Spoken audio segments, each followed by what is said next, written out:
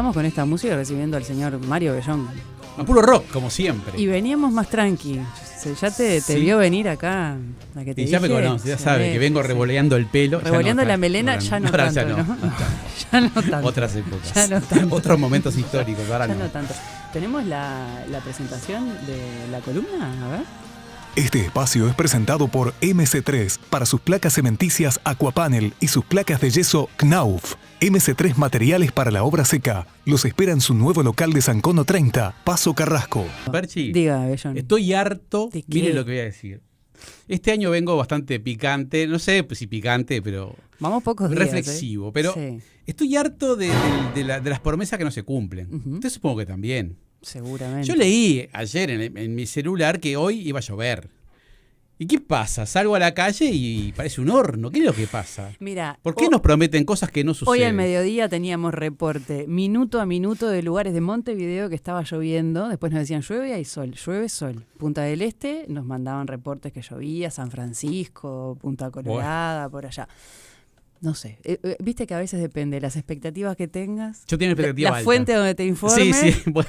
y el merengue que hagas con todo eso. Yo me informo en el celular, como creo que la bueno, mayoría bueno, de las sí. personas, ¿verdad? Totalmente. O con Ramis. Ramis que nos va diciendo lo que va a pasar. Exacto. Y esta lluvia la predijo, así que Bueno, así que cuando salga de acá seguro que el señor, en la tarde-noche. sí, nos va a mandar un balde de agua. Puede Por lo caer. menos capaz que alguien me tire un balde de agua cuando salga de la radio, que es probable.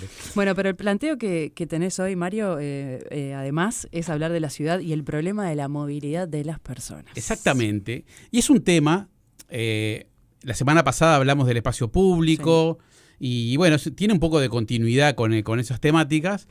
Cuando se habla de movilidad, bueno, ya sabemos, ¿no?, que hay una cantidad de proyectos del tema movilidad, o sea, que en el último año han formado parte de la discusión general sobre esas temáticas. El tema de la movilidad antes, otrora, trataba fundamentalmente del tema de las vías en las cuales la gente se transporta, de los medios de transporte, pero la movilidad tiene también, digamos, desde un punto de vista social y de la ciudad, otros contenidos. Te iba a decir justamente eso porque me parece que está bueno acotar exactamente el concepto de movilidad con todo lo que implica, ¿no? Exacto, pero la movilidad es la movilidad humana. A veces hablamos de semáforos, hablamos de ómnibus, y no hablamos de la gente. Entonces, la gente tiene distintas, necesidades de movilidad, y la movilidad de las personas tiene que ver con su vida, con su calidad de vida. Entonces, también, cuando se piensan estrategias de movilidad, hay que pensar en las personas, hay que pensar en la ciudad y hay que pensar en los problemas que trae para la ciudad, que son complejos, resolver genéricamente o a grandes rasgos todo este tema de la movilidad. ¿Y a qué me refiero? Estamos mirando ahora atentamente proyectos que tienen que ver con algunos corredores importantes, llámese El Pinar, Ciudad Vieja, llámese 8 de octubre, llámese para el oeste, algunas arterias que son principales, General Flores, en fin, donde obviamente se han desarrollado planes ya anteriormente y donde hoy se está pensando en planes para las personas. Y después hay como un embudo que a mí me preocupa y creo que a la mayoría de la gente le preocupa también, que es un embudo que se llama 18 de julio, en el cual hemos escuchado y hemos visto de todo. Por arriba, por abajo. Exacto. Entonces, uno empieza a pensar, tratando de usar la lógica, de decir, bueno, ¿cómo se mueve la gente? ¿En qué lugares se está moviendo la gente? Sabemos que tenemos un área metropolitana, porque ya no estamos hablando ni siquiera de Montevideo, ¿no? Montevideo, cuando yo era joven, era un lugar en el cual para ir hasta La Paz tenía que ir por bastante camino donde había campo en los dos costados. Hoy ya no sucede eso.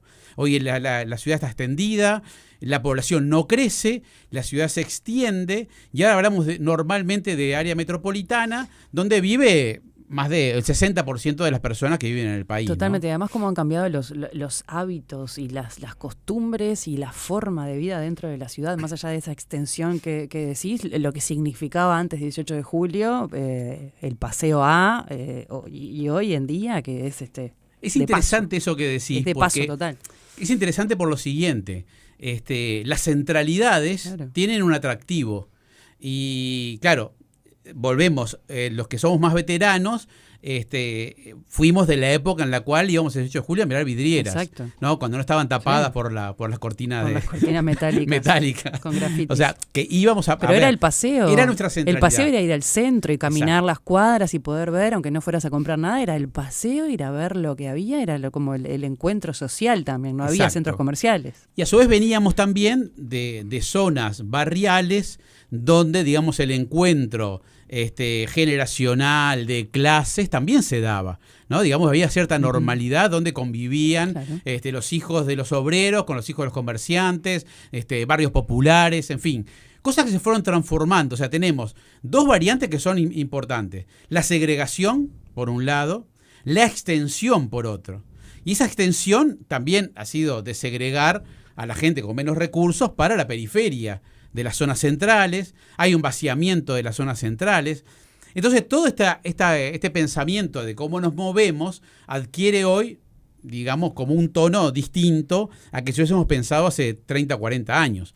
Hoy tenemos zonas muy extensas, tenemos una problemática que yo no llego a saber si en realidad, digamos, la problemática de la movilidad se resuelve con esos corredores tan centralizados, con esas inversiones que se están pensando en ese lugar. Y otra situación que también, aparte, interviene en esto es el factor automóvil. Yo creo que no hay que dejarlo de lado. Y el factor moto. O sea, tenemos una ciudad absolutamente polucionada de vehículos de todo tipo, y en esa ciudad polucionada estamos intentando ver cómo hace la gente para moverse en el transporte público de un punto A a un punto B.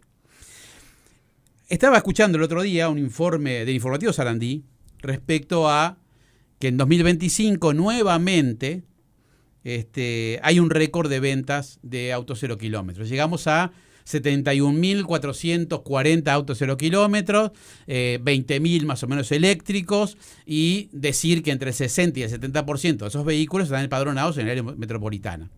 Un área metropolitana que ya tiene unos 700 y pico de miles de vehículos empadronados, ¿no? Ese es el panorama que tenemos. Y me puse a hacer un ejercicio mental de proyección, porque obviamente todas estas tareas que hay, digamos, de pensar la movilidad, hay que pensarlas en proyección a tiempo. Claro. Cantidad de gente, tiempo. Y pensé en 5 años para adelante, y dentro de 5 años, si se mantiene esta lógica que se va a mantener porque, a menos que haya alguna inhibición, hemos venido, digamos, batiendo récord de venta de automóviles año tras año, seguramente dentro de 5 años tengamos 150.000 autos más de lo que tenemos hoy en la calle. Para que el que anda en auto en la calle, para el que anda en la calle y sabe cómo está, digamos, de polucionado el tránsito, puede imaginarse lo que va a pasar dentro de 5 años. Y lo que yo digo, en ese contexto de polución, estamos pensando en cómo hacemos para que ese transporte público, que es un ómnibus que lleva 50, 60 personas, 40, pueda moverse con relativa agilidad. Y ahí tenemos varios problemas, obviamente. Y yo le digo, si en algún momento nosotros no damos la pelea en contra del automóvil, o sea, en contra del uso del automóvil individual, donde mayoritariamente va una persona moviéndose de un lado a otro de la ciudad, esta batalla por la movilidad está perdida. Desde mi punto de vista, humildemente, para mí está perdida. Porque no va a haber forma, más allá de que pongamos trenes elevados, vamos a tener que hacer una segunda elevación para poder poner los autos dentro de 10 o 15 años para que vayan por una tercera plataforma, ¿no? Por un segundo piso. Claro, la infraestructura que se monte, cualquiera sea elevada, subterránea, de la forma que sea también, que es la discusión que se plantea. Vos tenés que hacer que la gente, convencerla de una manera de que es más efectivo eso que ir con el auto. Exactamente. O con la moto o con lo que sea que use para desplazarse por la ciudad. Pero también tenés que dotar al sistema de una agilidad tal que te diga, bueno, o como hay en otras ciudades, que vos dejás el auto, la bicicleta, moto, lo que sea, monopatín, en un lugar y te tomás la vía rápida para desplazarte y después vas. Y evitás andar con el auto, por ejemplo, de arriba para abajo todo el día. Claro, lo que seguramente el oyente se está preguntando, ¿no? Está muy bueno lo que se está conversando, pero ¿cómo se hace, no? O sea, ¿cómo se hace para tratar de al mismo tiempo agilizar el sistema público de transporte que la gente dice, no, que el sistema público es malo, que demora mucho, pero el sistema público ¿por dónde va? Por la misma calle que circulan en la zona metropolitana más de 500.000 de autos. Bueno, hoy de motos. justamente estamos hablando de esto hoy y hoy empezaron con la fiscalización del solo bus. Y Germán Benítez hablaba hoy, el director de movilidad de la Intendencia, que en los estudios internacionales los carriles solo bus permiten agilizar los tiempos del transporte colectivo hasta un 30%, entre un 10 y un 30%, y que acá la idea es que pueda ser entre un 10 y un 15% esa optimización del tiempo, ¿no? Bueno, ya había la dicho, mirada montevideana, por lo ya menos. había dicho él mismo que cuando se anunció que se iba a empezar a fiscalizar, la gente dejó de usar. La gente en automóvil dejó de usar, porque claro, acá lo que pasa es que somos humanos y como humanos que somos, digamos, mientras alguien no nos pega un cachetazo de alguna manera. Hasta que no llega la multa. Hasta que no llega la multa, la conciencia, digamos, está ahí, digamos, latente. Sí, me meto en el solo bus porque voy más rápido, voy, yo qué sé. No hay nadie, bueno, voy por acá. Exacto. No. Entonces, no, claro, con esa situación, en general lo que pasa y lo que pasaba en muchas arterias que el solo bus no funcionaba. Claro. Y por eso decían que ellos mismos, la Intendencia decía que cuando anunciaron que iban a empezar a fiscalizar, que son los propios ómnibus, creo que fiscalizan con sus cámaras. 58 ómnibus con cámaras. Ya había, digamos, aumentado la velocidad de traslado de los ómnibus por esas vías. Entonces yo creo que hay temas. Y ahí yo veo que hay un problema. ¿Cuál fue el problema con ese anuncio? Que hay una restricción. Cuando yo te voy a multar, te estoy dando una restricción. No podés ir por este lugar. Y yo creo que las restricciones, más que la gente no le gusta las restricciones, las prohibiciones, la gente no le gusta nada que le impida hacer cosas. Pero, ciertamente, en el mundo, si uno mira casos de otras ciudades, evidentemente, digamos, no todos los autos pueden entrar a todas las zonas en todos los lugares. Y ahí voy también al tema, por ejemplo, 18 de julio, que es un tema. Se va a hacer una vía soterrada para tener paradas cada 500 metros para que la gente pueda moverse ágilmente por 18 de julio. O sea, alguien que ande por 18 de julio ve un problema en movilizarse por 18 de julio si sacamos los autos, por ejemplo, y sacamos las 28 líneas de ómnibus que van una atrás de la otra y ponemos un trencito o un tranvía. No, yo creo que por eso hay que pensar también en que hay ejemplos en el mundo que han resuelto las cosas de mejor manera y que obviamente con una inversión de dinero mucho menor. No sé qué... vamos a hacer una pausa, ¿le parece? Mirando, sí, hay oyentes que opinan que cuando vienen a Uruguay, escriben desde afuera obviamente, que ya ni se acercan al centro. Por manejarse ha convertido en un peligro en el centro de la ciudad. Bueno, alguien que opina que hay que invitarlos a que vayan por otros lugares de centralidades a ver qué pasa en Montevideo también, ¿no? Totalmente. Y a la vuelta de la pausa vamos a hablar también de las centralidades de Montevideo. Perfecto. Hacemos la pausa, son las 15:46 minutos.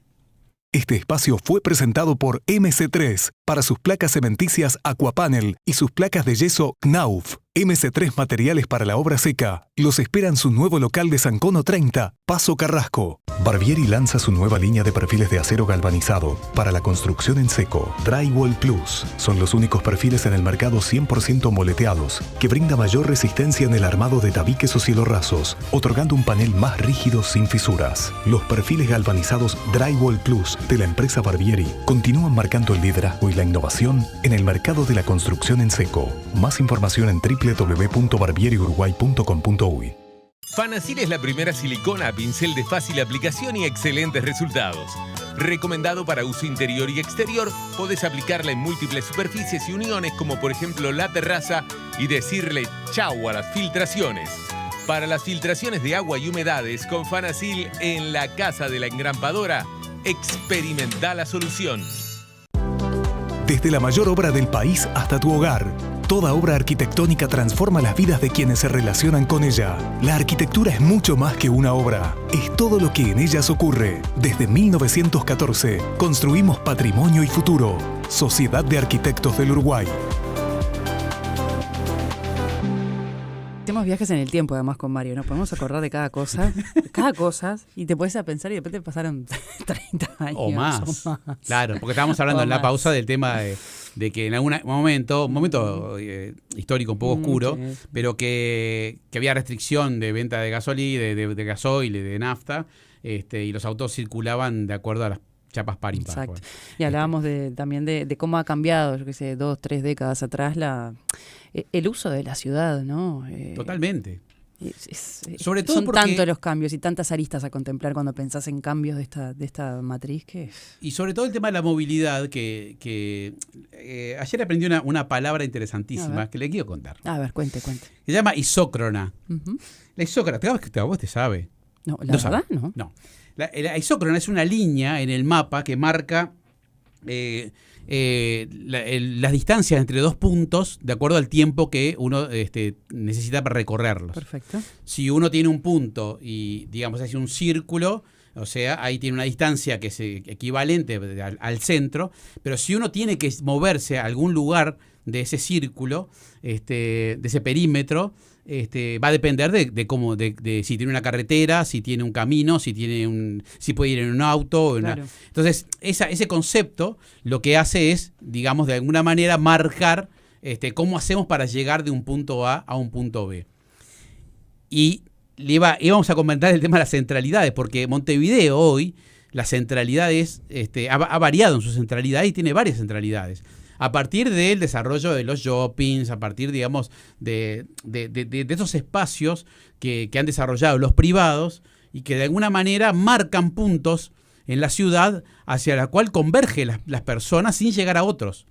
O sea, antes para ir al primer shopping que se hizo, en el 85, había que ir a Destaposito. Bueno, vamos hasta ahí, vamos al shopping. Después a Punta Carreta tampoco, bueno. Pero después ya empezamos a ir a Portones, después Nuevo Centro. Y mañana, dentro de poco, vamos a ir a la Garzón para esa nueva centralidad. ¿Y cuánta gente no se mueve, como nos pasa también de repente en la Ciudad de la Costa? ¿Cuánta gente se va a vivir a la Ciudad de la Costa y después se mueve en ese micromundo donde tiene su mutualista? Y viene poco para acá. Viene muy poco para acá. Por eso también, digamos, es complejo el tema de la movilidad, también pensándolo en las necesidades de las personas, que son muy distintas. Y hay una movilidad también que de alguna manera complementa esas rutas, esas rutas trazadas, digamos, como importantes, 8 de octubre, en Italia, General Flores, Garzón, que son las transversalidades. O sea, cómo llegamos también a esos lugares en los cuales supuestamente el transporte va a ser sumamente ágil, moderno, etcétera, etcétera. Entonces también hay una problemática ahí. Y esta problemática tiene que ver también con el valor del suelo. Yo que siempre la economía, uno no quiere. Termina no marcando quiere, todo. No quiere a veces decir, bueno, vamos a hablar de pero la economía marca siempre. Claro que sí. Y hay un caso interesantísimo que tiene que ver con cuánto aumenta o disminuye el valor del suelo en la medida que tengamos servicios conectados con ese lugar. Y hay un hecho que a mí me llamó la atención y que a la ministra de Transporte también le llamó la atención, que tiene que ver con un proyecto que había presentado el ingeniero Alejandro Ruibal junto con otras empresas, gente de SACEM con otras empresas, que era el Tren Tram, ¿no? De los primeros proyectos que empezamos a conversar sobre cómo hacer para unir el Pinar con el centro de Montevideo en X minutos. Y ese que fue el primer proyecto, después derivó en otros proyectos del CIMBE, que tiene que ver con el túnel soterrado 18 de julio, otros con un tren por arriba que se llama el Aeromet, ese tren que iría por arriba de una estructura de hormigón armado, corriendo también desde el Pinar para acá y con otros tranvías en el medio, y toda una cantidad de cosas. Y lo que me llamó la atención, y que a la ministra también, es que Alejandro Ruibal, después de haber presentado eso, hace más de 1 año y medio, 2 creo, posteriormente dijo que le parecía medio disparatado. Mire usted, ¿por qué? Yo creo que hay varias cosas, pero una de las cosas es porque, dice, si nosotros facilitamos ese pasaje tan rápido, no solamente vamos a poder traer a esa gente a Montevideo, la gente se va a ir. Entonces empezó a ver como un problema a partir de analizar quizás también el tema justamente de la movilidad que hay de montevideanos que se van para la zona metropolitana, para Canelones. Entonces lo empezó a ver como un problema. Y yo ahí empiezo a pensar que también tiene que haber un tema económico en el medio. ¿Por qué? Si yo facilito, obviamente, que toda la franja, pongamos como ejemplo la franja de la costa, que es como la más conversada, ¿qué pasa si yo puedo ir en 25 minutos, 27 al Pinar? Y seguramente mucha gente vaya a vivir al Pinar porque va a ser rápido. ¿Y qué va a hacer? Va a cambiar alguna lógica en el valor quizás del alquiler o de la compra de una casa en el Pinar. ¿Por qué? Porque voy a tener un medio de transporte rápido que me deja en el centro. Me deja en mi trabajo, me deja en el hospital, me deja donde sea, o en la facultad. Entonces ahí hay un tema económico que también hay que empezar a ver, porque eso empieza a perjudicar a una gran parte de las personas que viven en esos lugares también, que a veces buscaron o encontraron una salida económica rentable para esas familias porque pagan menos alquiler en un espacio que para ellos es más amigable para poder vivir. De ahí hay un tema también. Sí, también se da la otra mirada, ¿no? De cómo también pueden determinadas zonas, porque si vos llevas más gente para un espacio, precisás también los servicios conexos, precisás centros educativos, precisás oficinas, precisás servicios, de todo un poco, ¿no? También se da eso. Lo que siempre decimos que es el alto costo de la expansión de las ciudades con un criterio de movilidad a que cada cual haga lo que le parezca y vaya donde tenga que ir, que después atrás el Estado debe ir para conectar todos los servicios básicos y tratar de alguna manera contemplar que esa persona tiene que educarse, sus hijos tienen que atenderse sanitariamente, en fin. Entonces digo, también hay como una mirada puesta ahí. Y eso tiene que ver con los planes, que creo que los planes a nivel estatal tienen que prever ese tipo de cosas. Y el vaciamiento del centro de Montevideo, que del centro histórico de Montevideo o antiguo, que es la avenida 18 de Julio, que es esa arteria, digamos, que es simbólica también, tiene que ver con esta gente que se va a la periferia, con la creación de nuevos centros, ¿no? Que son convocantes para la gente también y ya no va a la centralidad de la cual había. También gente que se ha movido para la Rambla como una centralidad distinta. Y entonces, digamos, de alguna manera, pensar desde el punto de vista económico qué es lo que pasa con las inversiones que se están pensando. Y sobre todo en el tema 18 de julio, que me parece que es como, lo miro, digamos, críticamente, porque hay mucha gente que lo está mirando a favor, digamos, está diciendo que está bueno que haya un túnel y que cada 500 metros pueda tener una parada abajo de la tierra y la gente subir, esto que lo otro, para una dimensión de personas que no sabemos cuál va a ser, obviamente que vayan por ese túnel, y entonces pensar también desde el punto de vista económico de las inversiones que están pensadas. Ya sabemos que hay un crédito concedido por el BID de $500 millones para resolver el tema de la movilidad. Y yo creo que ese proyecto se podría llevar mucho dinero de eso.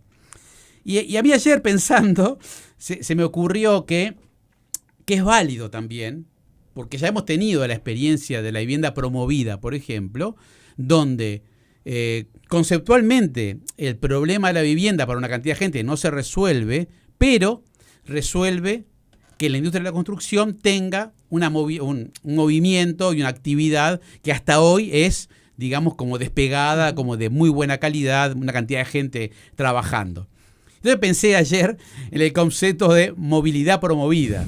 Quizás sea también, de alguna manera, que se esté pensando en inversiones de gran porte como para que las empresas constructoras puedan hacer su trabajo y de alguna manera ahí derivar en que dentro de la construcción también tenga un rol de poder generar mayor empleo, mejor calidad en las personas.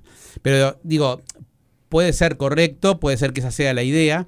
De todas maneras, ya hay algunos críticos urbanistas importantes de la Facultad de Arquitectura y Diseño de Urbanismo que hablan que obviamente esa inversión el 18 de julio con un túnel soterrado, más allá de que también se ha descubierto que aparentemente la roca está a partir de los 20 metros, que eso tendría mayor facilidad, pero si uno lo piensa lógicamente, y estos investigadores lo plantean desde ese punto de vista un poco más lógico, dicen, bueno, parece tardío, como innecesario también que eso suceda, porque la inversión es muy grande y porque el problema, me parece, y a ellos también le parece que no están en el tramo 18 de julio, que sea de Jackson hasta la Plaza Independencia o que sea desde Ejido, sino que el problema está por otro lado. Y que yo creo que si sacamos los autos 18 de julio y ponemos un tranvía desde el Obelisco hasta allá, lo vamos a resolver perfectamente. Y también está, Mario, la parte de los usuarios, ¿no?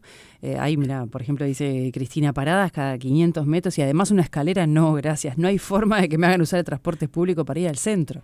Esa es una de las tantas opiniones. Después están los que hacen referencia a la cantidad de monopatines que hay, a las bicis, en el transporte que va también parando con tiempos irregulares. Hay distintas miradas y también están aquellos que cuesta más pensar, que les cuesta más pensar en adaptarse a esos cambios, ¿no? Que bueno, son costumbres de uso. Pasa que hay que verle el beneficio para poder subirte la propuesta, digamos, ¿no? Porque Exacto. si me la vas a complicar más todavía la existencia para llegar al centro está Lo que bravo. pasa que como Bravo para motivar, digo. Claro, lo que pasa que la motivación, Valeria, siempre, y en esta época en la cual, digo, la gente está un poco desideologizada, de alguna manera, es pensar en el bien común.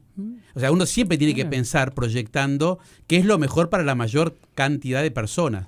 Es cierto, si vos tenés un auto, capaz que tenés mucho menos problemas. Sí, te pueden restringir, bueno, no puedes ir por 18, irás por Colonia, irás por Uruguay, Paralelos, volverás sí. por... Exacto, irás por Canelones. O sea, no te va a pasar nada si tienes que caminar 200 metros si estás pensando que el pobre individuo que toma el ómnibus va a tener que caminar 500 metros para poder subir una escalera y volver, digamos, a ir a su trabajo, lo que sea. Entonces digo, pasa por ese lado también, pensar las cosas desde el punto de vista humano, desde la gente y del bien común. Totalmente. Que siempre para esos cambios, los que entienden de la implementación de cambios complejos te dicen que siempre explicar los beneficios es una forma también de hacer que la gente se sume y apoye la propuesta y te la banque también, porque son los usuarios después los que tienen que subirse a lo que vayas a hacer. Sí, y mirarlo también desde el punto de vista que como dijimos también de los espacios públicos, a veces no es un tema técnico solamente, sino es un tema también de las personas, de la gente. Capaz que hay que preguntarle al usuario, a las personas, qué es lo que piensan que es mejor también para las necesidades de ellos. Totalmente. Mario, son las, 16 en punto. No. Un lujo lo nuestro, unos crack. Llegamos a las 4 así, ni un minuto más ni un minuto menos. Presentaron Sociedad de Arquitectos del Uruguay, Revista Edificar, Barbieri Uruguay, La Casa de la Engrampadora y Barraca Luisi. Cerrada la columna, cerramos Viva la Tarde, Mario. Te espero el jueves que viene. Nos veremos jueves que viene. Nos vemos.